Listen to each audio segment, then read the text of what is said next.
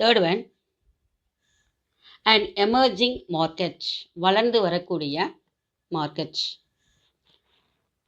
This is has attracted significant foreign capital through a FDI and a FII. இங்கே முன்னேறி கொண்டிருக்கக்கூடிய நாடுகளிடையே இந்தியாவினுடைய மார்க்கெட் மற்ற நாடுகளுக்கு பல்வேறு வாய்ப்புகளை வழங்கி வருகிறது. இங்கே ஜிடிபி நிலைத்த பொருளாதார வளர்ச்சியையும் உற்பத்தியையும் தொடர்ந்து தக்க வைத்து கொண்டிருப்பதால் பிற நாடுகளோட எஃப்டிஐ அப்படின்னா foreign direct investment and FII foreign industrial investment. இதன் மூலம் India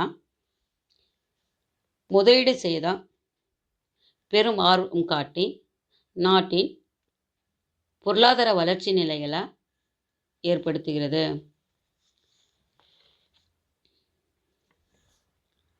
India has a high potential for prospective growth. This also makes it an emerging market for the world.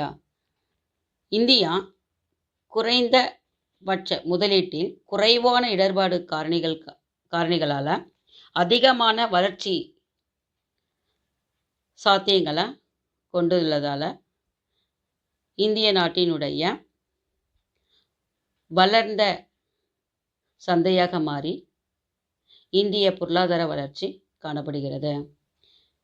இங்கே இந்தியன் எக்கனாமி வலிமையாக மாறுவதற்கு உதவி செய்து வருகிறது. Indian and emerging market.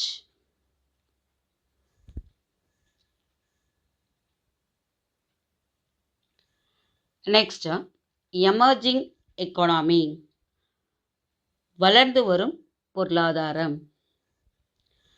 Emerging as a top economic giant among the world economy, it is a G20 countries, world nation in G20 countries.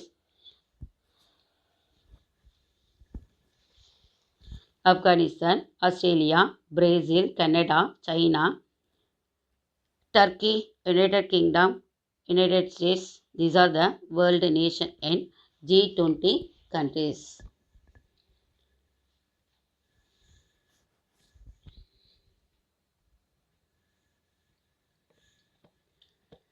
And then India has the 7th position term of nominal GDP and third is the purchasing power parity. இங்கே இந்தியாவினுடைய உலக அளவில் Indian economy உள்நாட்டு உற்பத்தியில் 7th பிளேஸையும் purchasing power பேரிட்டியில் வாங்கும் சக்தியை 3ஆம் இடத்தையும் விரைவான பொருளாதார வளர்ச்சியில் இந்தியா G20 நாடுகளிடம் இடம்பெறுகிறது.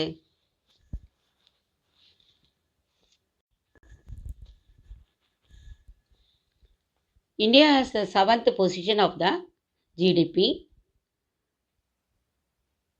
3rd place for the purchasing power parity. It's a result for rapid economic growth of the Indian economy among the G20 countries. உலகின் வேகமாக வளர்ந்து வரக்கூடிய நாடுகளிடையே இந்தியா மிக வேகமாக வளர்ந்து வருகிறார் என்பதை நாம் இதன் மூலம் பார்க்கலாம். Next, 5th one, fast growing economy. Indian economy ஸ்டேபிளாகவும் வெல் டெவலப்டாகவும் இருக்கான். 2016 and 17 சைனீஸ் மக்களிடையே குடியரசு நாட்டிற்கு அடுத்தபடியாக ஜிடிபியில் இந்தியா 7.1% பெற்றதன் மூலமாக உலகின் வேகமாக வளர்ந்து வரும் நாடுகளிடையே இந்தியா மிக வேகமாக வளர்ந்து வருகிறது என்பதை நம்மளால் நிரூபிக்க முடியும். This is a fast growing economy.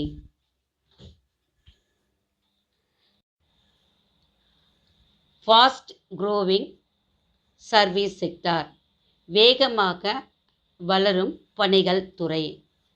Fast growing sector means இந்தியாவினுடைய ஜிடிபியினுடைய பெரும் பங்கு அதனுடைய பணிகள் துறையின் அமைப்பை பொறுத்து அமைகிறது. த service sector contributes a lion's share of the GDP in India. It has been a high rise growth in the technical sector like information technology, BPO, etc. It is a வேகமாக வளரக்கூடிய பணிகள் துறை அப்படின்னு நம்ம எடுத்துக்கிட்டோன்னா IT, information technology, and then BPO, business process outsourcing. BPO அப்படின்னா business process outsourcing. And தொழில்நுட்ப சேவைகள். இந்த துறைகளில் நம்ம வளர்ச்சி பெற்று காணப்படுகின்றோம். தென் எக்கனாமிக் க்ரோத் உடைய இம்பார்ட்டன்ஸ் என்ன அப்படின்னா, these emerging service sector have helped the country go global and helped in spreading its branches around the world. வளர்ந்து வரும் பணிகள் துறை அப்படின்னா நான் உலக அளவில் நம்ம முன்னேறி செல்லவும், பணிகளுடைய துறையில் உலகம் முழுவதும் எல்லா துறைகளையும் வளர்ச்சியடைய செய்யவும் துணை நிற்கிறது. இதை தான் நாம் ஃபாஸ்ட் க்ரோவிங் சர்வீஸ் செக்டார் அப்படின்னு சொல்கிறோம். Top 20 internet countries 2017.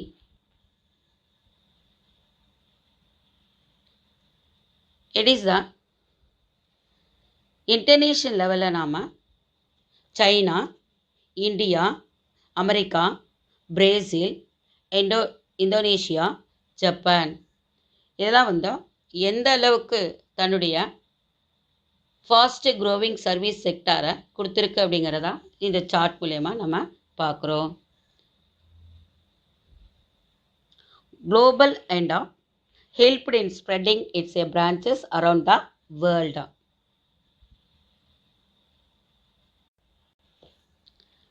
Strengths of Indian economy, 7th point, large domestic consumption.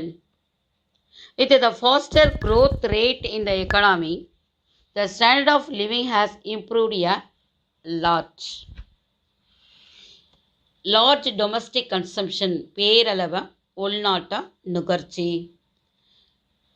இந்திய நாட்டின் வேகமான பொருளாதார வளர்ச்சியின் காரணமாக மக்களினுடைய ஸ்டாண்டர்ட் ஆஃப் லிவிங் ஹையஸ்டில் காணப்படுகிறது. லார்ஜ் டொமஸ்டிக் கன்சம்ஷன் அப்படிங்கிறது it has resulted a rapid increase in domestic consumption in the country and standard of living has considerably improved and lifestyle has changed. உள்நாட்டு நுகர்வுப் பொருட்கள் வாங்குவது பெருமளவு அதிகரித்ததால் மக்களுடைய வாழ்க்கை தரம் உயர்ந்த மக்களுடைய வாழ்க்கை நிலையும் மாறி காணப்படுகிறது. Next, rapid growth of urban areas. நகர்ப்புறங்களில் விரைவான வளர்ச்சி நிலை. Urbanization is a key ingredient of the growth of an economy. There has been a rapid growth of urban areas in India after independence.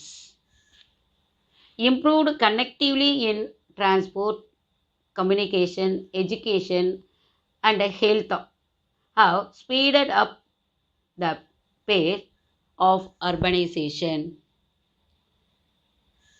Rapid growth of urban areas, நகர்ப்புறங்களின் விரைவான வளர்ச்சி. Rapid growth அப்படின்னா இந்திய நாடு நகரமயமாதலில் முக்கிய பங்கு வகித்திருக்கிறது. After the independence நகர்ப்புறங்களில் விரைவான வளர்ச்சி நிலைகளை தொழில்துறை மற்ற துறைகளில் நாம் வளர்ச்சி பெற்று காணப்படுகிறோம். மேம்பட்ட போக்குவரத்து மற்றும் தொடர்பு துறைகள், கல்வி, சுகாதார வசதிகள் இதெல்லாம் தான் நம்ம ரேபிட் க்ரோத் ஆஃப் அர்பன் ஏரியாஸில் வெல் டெவலப்டாக கொண்டு வந்திருக்கோம்.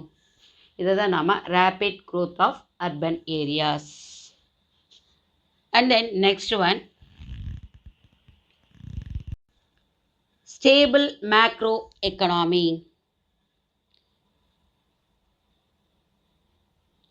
நிலையான பேரளவு பொருளாதாரம்.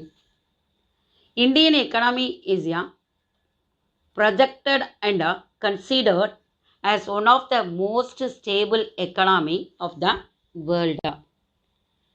உலக அளவில் இந்தியா ஒரு நிலையான பெரிய அளவில் பொருளாதார வளர்ச்சி பெற்ற நாடு என்பதை நிரூபித்த காட்டியுள்ளது. The current year's economy survey represents the Indian economy to be a haven of macroeconomic stability, resilience and optimism. இங்கே கரண்ட் எக்கனாமி ஆய்வறிக்கையின்படி இந்தியன் எக்கனாமி நிலைத்த உறுதி வாய்ந்த சிறந்த எதிர்காலம் கொண்ட ஒரு பேரியல் பொருளாதாரத்திற்கான சொர்க்கம் அப்படின்னு நம்ம Indian எக்கனாமியை வரையறுத்திருக்கோம். And then, according to the economic survey for the year 2014 to 2015, 8% plus GDP growth rate has been predicted, with actual growth turning out to be a little less 7.6%. இங்கே 2014 to 15 உடைய ஜிடிபியுடைய வளர்ச்சி விகிதம் 8% இருக்குன்னு நம்ம நினைச்சிருந்தோம். உண்மையான வளர்ச்சி அதை விட சற்று குறைவாக 7.6% நம்மளால் கொண்டு வர முடிந்தது. 7.6% இருந்தது. இதன் அடிப்படையில் இந்தியா ஒரு நிலையான பேரளவு பொருளாதார வளர்ச்சி உடையது என நிரூபிக்க முடிந்தது. A clear indications of stable macroeconomic growth in India. Next,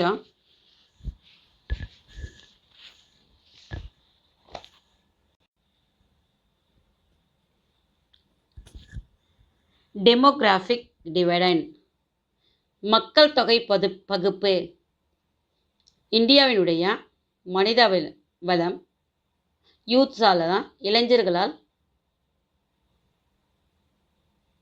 காணப்படுகிறது. இங்கே டெமோகிராஃபிக் டிவைடண்ட் அப்படின்னா இந்தியா அதிக அளவு இளைஞர்களுடைய எண்ணிக்கையை கொண்டுள்ளது. See that India and Western Asian countries in 2011 232 millions youth population of India is nearly equal to total population of 18 Western Asian countries. Argentina, Australia, Brazil, Canada, China, European Unions, these are the Western Asian countries. இங்கே மக்கள் தொகையுடைய ஆய்வின்படி western countries 18 கண்ட்ரிஸ்க்கு ஈக்குவலாக இந்தியாவில் யூத்ஸாக காணப்படுகிறாங்க.